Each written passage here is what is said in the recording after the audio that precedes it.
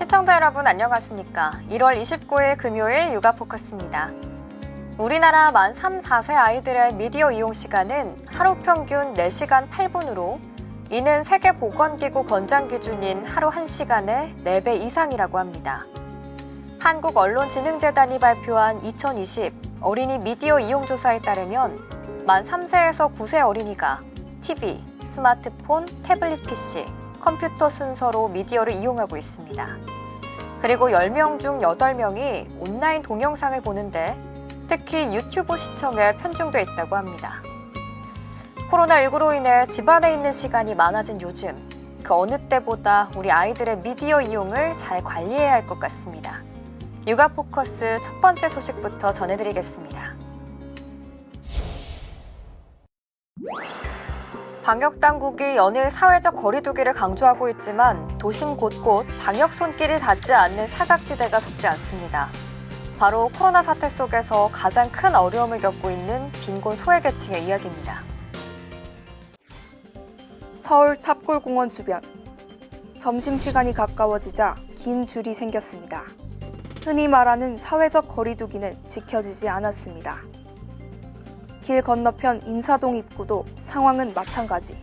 대부분 노인들로 자선단체에서 주는 점심을 기다리고 있었습니다.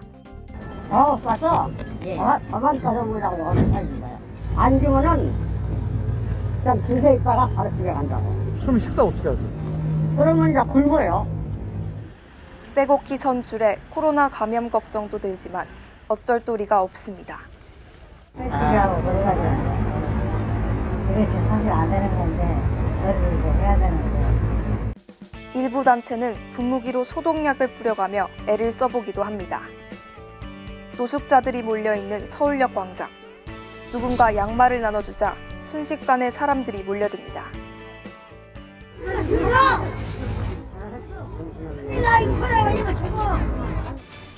경찰이 나타나고 나서야 상황은 마무리됩니다.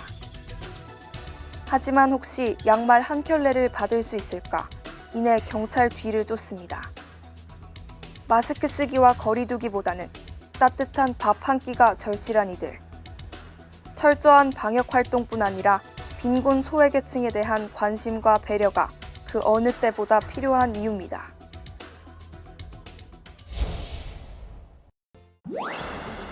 기온이 낮은 겨울철엔 코로나19 바이러스가 생존할 확률이 높습니다. 특히 밀폐된 실내 생활이 늘면서 감염 위험도 높아진 만큼 다중이용시설 방문을 삼가고 집에 머물러 줄 것이 권고되고 있습니다. 하지만 집안에서도 마냥 안심할 수는 없습니다. 실제 지난 12월 말 기준 전체 확진자 4명 중 1명은 가족 간 감염 사례입니다. 최근 가족 간의 전파 비율이 높아지는 만큼 본인뿐 아니라 가족의 건강을 지키기 위해서라도 이 점이 중요하다는 점을. 여기에 해외 유입도 지속적으로 보고되면서 해외 입국자와 동거하는 가족에 대한 관리도 강화해야 한다는 목소리가 높습니다. 현재 모든 해외 입국자는 2주간 자가격리를 해야 하지만 이들과 함께 동거 중인 가족은 자가격리 의무 대상이 아니기 때문에 얼마든지 지역사회에 바이러스를 전파할 수 있습니다. 우리나라에서도 1명, 2명 사이에 번지면서 어떤 계기가 되면 또 하나의 다른 어떤 집단 발병에서 마침 영국발 변이 바이러스가 원인이 됐다면 순식간에 번지게 되겠죠. 정부는 영국 남아공발 모든 입국자를 시설 격리하고 진단검사를 실시하기로 했습니다. 이와 함께 가정 내 환기와 소독을 수시로 하고 식사를 할 땐 그릇에 덜어먹는 등 집안에서도 방역 수칙을 철저하게 지켜달라고 강조했습니다. 본격적인 졸업 시즌이 시작됐는데요. 코로나19 사태가 졸업식 풍경마저 바꾸고 있습니다. 비대면으로 하거나 학급별로 졸업식을 치르면서 올해는 예년처럼 떠들썩한 분위기를 찾아볼 수 없게 됐습니다. 광주의 한 초등학교입니다. 온라인 수업을 받던 6학년 학생들이 졸업식을 위해 오랜만에 학교에 나왔습니다. 졸업식은 예년과 달리 강당이나 운동장이 아닌 교실에서 진행됩니다. 학부모의 참석도 금지돼 축하 꽃다발을 건네는 모습은 완전히 사라졌습니다. 교장 선생님은 화면 너머로 마지막 인사를 전합니다. 작은 꼬마의 모습으로 1학년에 입학한 여러분의 모습이 6학년의 전 과정을 마치고 오늘 이렇게 졸업을 하게 되었습니다. 후배들도 학부모들도 미리 준비한 영상으로 작별 인사와 축하 인사를 대신합니다. 졸업을 진심으로 축하한다. 축하해. 친구들 항상 꿈을 향해 도전하는 멋진 친구들이 되길 바란다. 졸업식 후 점심은 짜장면 대신 학교 급식으로 대신했습니다. 친구들과 마음껏 뛰놀지 못한 게 못내 아쉽습니다. 학교도 많이 못 나오고 축구도 못 하고 많이. 그리고 코로나 없었을 때는 친구들이랑 막 놀고 쉬는 시간 때도 자유롭게 노는데 그거를 못한 점이 아쉬웠어요. 담임 선생님도 아쉬움이 많이 남습니다. 더 많이 보고 재밌는 활동 많이 하려고 했는데 코로나 상황 때문에 많이 못했던 게 되게 미안하고 아쉽고, 그래도 중학교 가서도 친구들 선생님 잊지 말고 잘 지냈으면 좋겠다. 코로나로 인해 아예 온라인으로만 졸업식을 하는 학교도 있습니다. 졸업식 일정을 앞당겨 1월에 조기 졸업식을 하는 학교도 많아졌습니다. 코로나19가 장기화되면서 함께 모여 축하하거나 석별의 정을 나누는 졸업식 문화가 사라지고 있습니다. 코로나19가 일상을 빼앗아간 탓에 우울감을 호소하는 시민이 늘고 있습니다. 코로나 우울에 이어 분노와 절망을 뜻하는 신조어까지 생겼는데요. 그만큼 심리 방역의 중요성이 커지고 있습니다. 1년째 지속된 코로나19 사태, 코로나 우울은 상존하고 있습니다. 스트레스 풀 장소가 없고 그러다 보니까 나도 모르게 내가 왜 집에만 있지 이러다 보니까 나도 모르게 좀 약간 멘탈 붕괴 이런 게 좀 오지 않나 생각을 하고 있습니다. 사람들이 모여서 돌아다니기도 많이 했고 그래서 좋았는데 요새는 집에 있어야 되고 나와도 이런 거 써야 되고 그러니까 우울증 걸릴 정도예요. 코로나19로 느끼는 우울감을 뜻하는 코로나 블루에 이어 분노를 뜻하는 코로나 레드, 나아가 절망감을 느끼는 코로나 블랙이란 표현도 등장했습니다. 각 지자체가 운영 중인 정신건강복지센터에는 상담 신청이 끊이지 않습니다. 일반 상담 요청 건수가 2019년도에 비해서는 1.5배 정도 이상 증가한 상태고요. 각 연령대별로 이슈가 다를 뿐 고르게 다 영향을 받고 있는 것 같습니다. 대면이 아닌 화상통화로 상담을 진행하고 색깔로 마음을 치료하는 오라소마 기법도 활용돼 참여도를 높이고 있습니다. 뭔가 저 색깔이 나를 부르는 것 같아. 이런 게 있을 수 있어요. 그런 게 있으면 오늘 한번 조금 호흡하면서 찾아볼게요.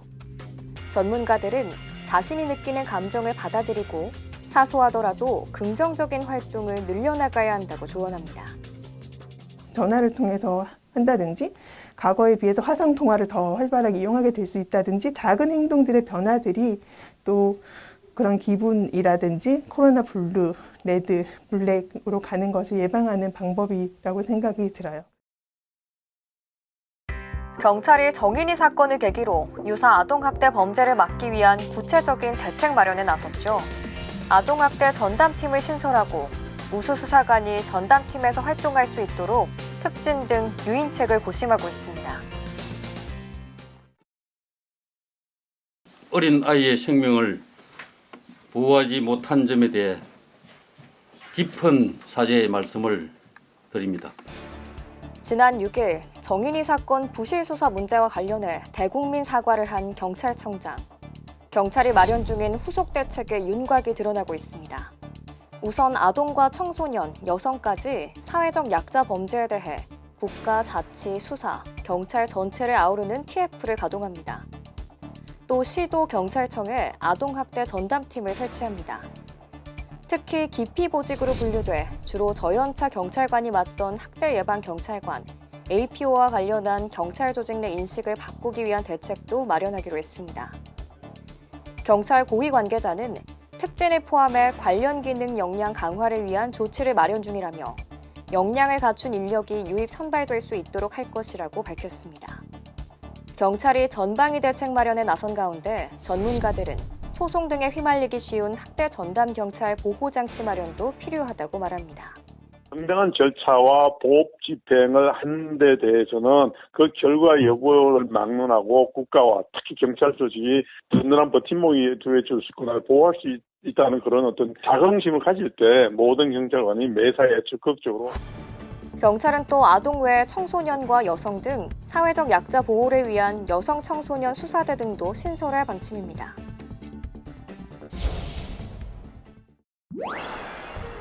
서울 은평구는 아동학대 조사를 전담하는 아동보호팀을 신설하기로 했습니다. 아동학대 전담 공무원 5명과 전담 요원 4명을 배치해 아동학대 의심 상황이 발생하면 초기에 즉시 상담을 실시하게 했습니다. 구청 관계자는 현재 서울시 25개 자치구 중 가장 많은 전담 공무원을 두고 있다며 인력을 추가할 예정이라고 덧붙였습니다. 경기도는 주민등록 사실조사를 통해 장기 결석 아동, 나이가 찼지만 미취학한 아동 등 약 490명을 조사했습니다. 이를 통해 아동을 아동보호 전문기관과 연계시켜주는 등 복지 서비스를 지원했습니다. 비수도권 지역에서도 각 지자체별 노력이 이어지고 있습니다. 대구시는 아동학대 전담 공무원을 배치해 고위험 아동 소재와 안전 등을 전수조사하고 순천에는 전남 동북권에선 처음으로 아동 인권팀이 신설됐습니다. 전문가들은 이런 정책들이 효과를 내려면 학대를 근절하겠다는 의지, 그리고 예산 확보가 가장 중요하다고 강조합니다.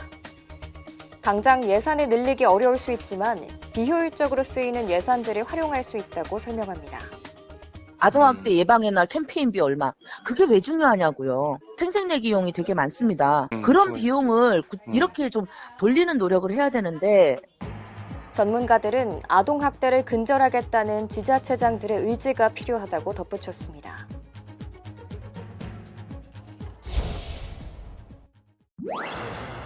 지난해 아동 청소년 관련 취업 제한 기관에 성범죄자 80명이 직원으로 근무하거나 기관을 운영해오다 적발됐습니다.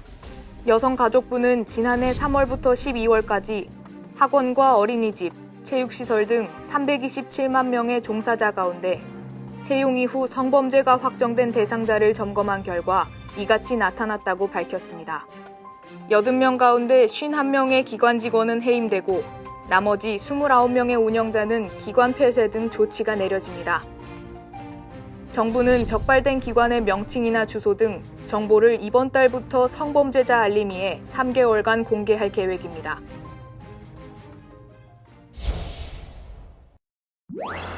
이번 연말정산 간소화 서비스에서 가장 크게 바뀐 점은 인증 방법입니다. 지난해 공인인증서 폐지로 이동통신 3사의 패스나 카카오 인증서 같은 민간 인증서도 쓸 수 있게 됐습니다.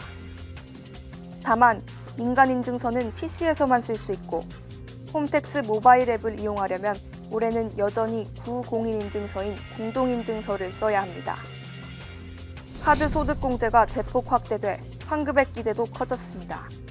지난해 3월 사용한 신용 및 체크카드의 공제율이 2배로 늘었고 4월에서 7월 사용액도 카드 종류에 관계없이 공제율 80%가 적용됩니다. 지난해 총급여 5천만 원에 신용카드 사용액이 2천만 원이라면 급여의 25%를 뺀 750만 원에 대해 소득공제액이 대폭 늘어나는 겁니다. 코로나19로 인해서 소비가 많이 위축되어 있었는데 온라인 위주로 소비가 많이 늘어났을 것이고 또 신용카드 소득공제에 의해서 혜택을 받으시는 분들이 늘어날 것으로 예상이 됩니다. 공제 항목과 범위도 늘었습니다. 지난해 지급됐던 긴급재난지원금 기부금은 수령액만큼 법정기부금으로 분류돼 새해 공제됩니다. 배우자 출산휴가급여도 비과세되고 벤처기업 스톡옵션 행사이익 비과세 한도는 3천만 원으로 늘었습니다. 한편 연말정산 간소화 서비스에서는 안경구입비와 실손의료보험금, 월세액이 새롭게 제공돼 신고가 더 쉬워졌습니다. 연말정산 간소화 서비스는 매일 오전 6시부터 자정까지 이용할 수 있습니다.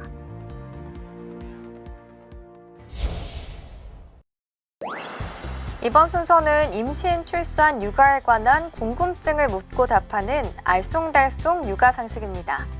오늘은 우리 아이를 튼튼하게 키우는 수유법에 대해 알아보겠습니다.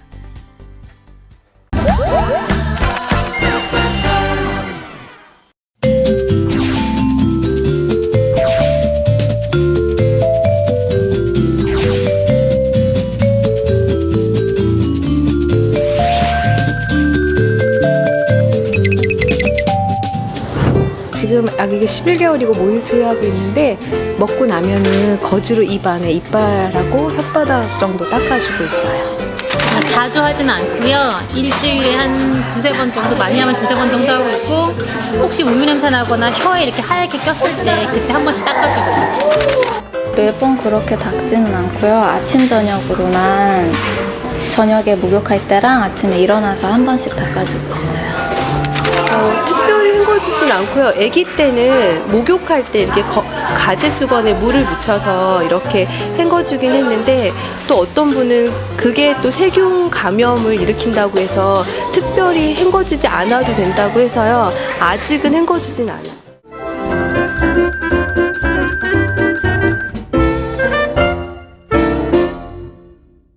아기들한테 모유를 먹이건 분유를 먹이건 입안을 꼭 헹궈 주실 필요는 없습니다. 그렇지만 이제 분유를 먹거든지 그런 경우에 특히 입안에 허옇게 껴있는 경우를 보실 수가 있는데요. 그런 경우에는 그냥 거제 수건으로 해서 닦아주시는 정도로 해주시면 되고요. 대부분 입안을 헹궈주시거나 닦아주시는 경우에는 대체적으로 이유식을 시작하신 이후부터 하셔도 되겠습니다. 모유수유할 때 애가 먹다가 갑자기 토하는 경우도 있고 또 다 잘 먹었는데 그 후에 또 갑자기 토를 하는 경우가 있었는데요. 그때는 어떻게 해야 되는지 궁금합니다. 그렇게 크게 문제되는 건 아닌 건지 그거 좀 알려주세요. 일단은 엄마들이 많이 토한다고 얘기를 하시는데요. 토하는 것과 개워내는 것은 좀 차이가 있습니다. 입안을 옆으로 조금 흘리는 정도로 바깥으로 좀 흘리는 거는 개워내는 것이라고 보시면 되고요. 만약에 모유를 먹이거나 분유를 먹여도 아기가 토한다고 그런다면 이것이 계속 반복되고 체중도 늘지 않는다면 그때는 전문가와 꼭 상담을 하셔야 되고요.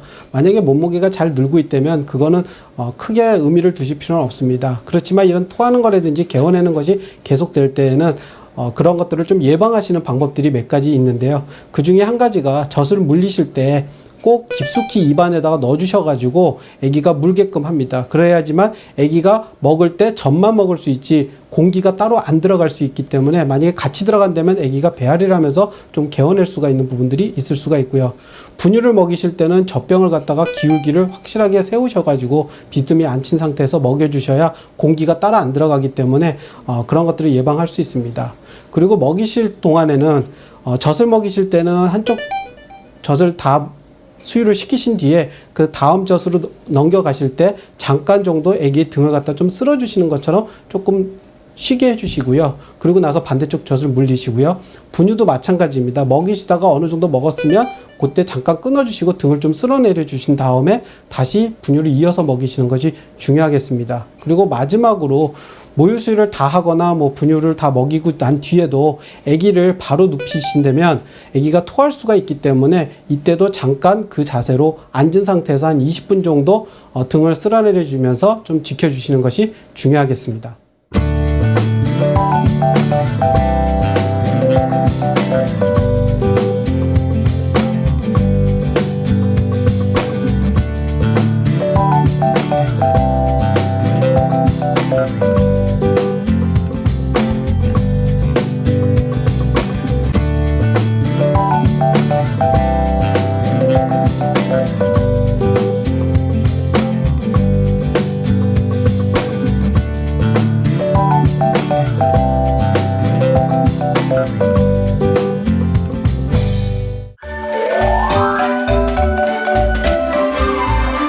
아기가 엄마의 모유를 거부하는 경우는 많지는 않습니다. 단지 이제 엄마의 그 젖의 유두 모양이 함몰유두라고 해가지고 좀 들어가 있는 경우에는 아기가 그 유두를 물을 수가 없기 때문에 조금 어려워가지고 힘들어하는 경우가 있을 수가 있고요. 또 하나는 아기가 먹다 보면 이제 그 힘이라는 게 계속 빨아야 되는 건데 그게 힘들게 나오다 보면 특히 뭐 젖량이 적게 드시는 분들도 있지만 어쨌든 초반에는 초유를 먹이실 때 상당히 힘들게 먹어야 되거든요. 그래서 아기가 그런 힘을 갖다 아직 발휘할 정도의 발달이 조금 더딘 경우에는 그 힘이 약하기 때문에 그거에 대해서 어려움이 있어서 아기가 조금 거부할 수 있습니다. 근데 이런 방법들이 있긴 하지만 이런 방법들은 결국은 해결할 수 있는 유일한 방법은 계속 물려가지고 아기가 계속 빨 수 있게끔 유도를 시켜주시면서 조금 너무 급하게 하지 마시고 좀 천천히 그런 부분들을 해결할 수 있게끔 엄마들이 계속 조금 느긋하게 마음을 가지시고 진행하시는 것이 중요하겠습니다.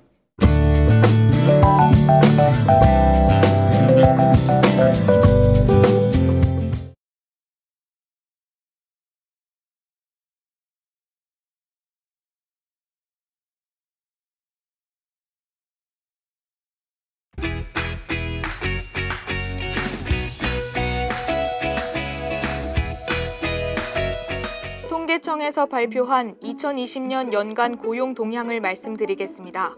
2020년 15세 이상 인구는 4,478만 5천 명으로 전년 대비 28만 1,000명, 0.6% 증가했고 경제활동 인구는 2,801만 2천 명으로 전년 대비 17만 4천 명, 0.6% 감소한 것으로 나타났습니다.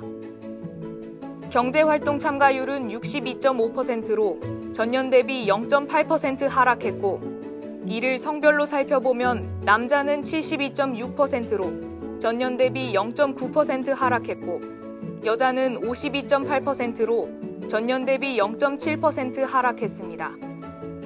연령 계층별로는 60세 이상에서는 1% 상승했으나 20대, 30대, 40대, 50대 등 전 연령층에 걸쳐 하락한 것으로 나타났습니다.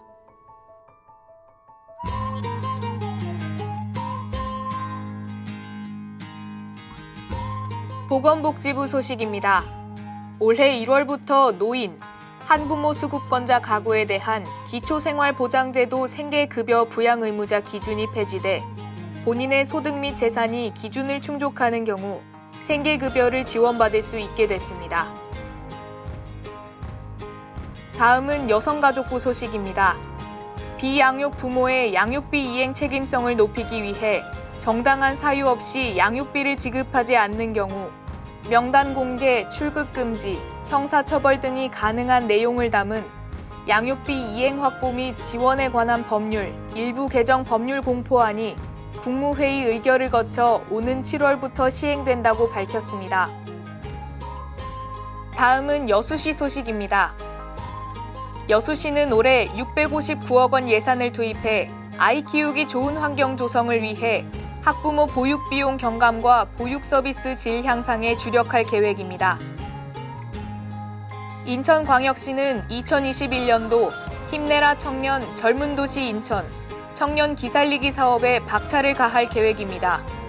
인천의 2022년 3분기 청년 고용률은 46.9%로 전국 1위를 차지했고 2017년 4분기부터 12분기 연속으로 전국 특별시, 광역시를 통틀어 1위를 달성한 도시로서 지난해 수립된 인천시 청년정책 기본계획에 따라 청년들의 삶에 대한 포괄적 지원 사업을 추진할 계획입니다. 다음은 공지사항입니다. 2021년도 태아 건강검진 지원 사업이 신청자를 모집합니다. 태아 건강검진 지원 사업은 인구보건복지협회 서울지회가 생명보험 사회공헌재단의 지원을 받아 산전 기형아 검사비를 지원해주는 공익사업으로서 지원 대상은 당해년도 산전기형아 확진검사를 받은 임산부입니다. 자세한 사항은 아래 문의전화 또는 인터넷 SNS를 통해 문의하시기 바랍니다. 서울시와 서울시 여성가족재단이 조사 분석한 자료에 의하면 서울에 사는 여성들의 가사 노동 시간이 남성보다 3배 이상 길다고 합니다. 서울 15세 이상 여성의 하루 가사 노동 시간은 2시간 26분, 남성은 41분으로 여성의 가사 노동 시간이 남성의 3.6배 수준입니다. 맞벌이 부부 가정의 여성 가사 노동 시간이 남성의 3.7배 수준으로 전체 가구 평균보다 오히려 더 크다고 합니다. 가정에서 남성, 여성의 가사 노동 시간 격차를 줄이는 것이 양성평등을 실현하는 한 방편이 될 수 있다고 생각합니다. 육아포커스 준비한 소식 여기까지입니다. 저는 저녁 9시에 다시 찾아뵙겠습니다.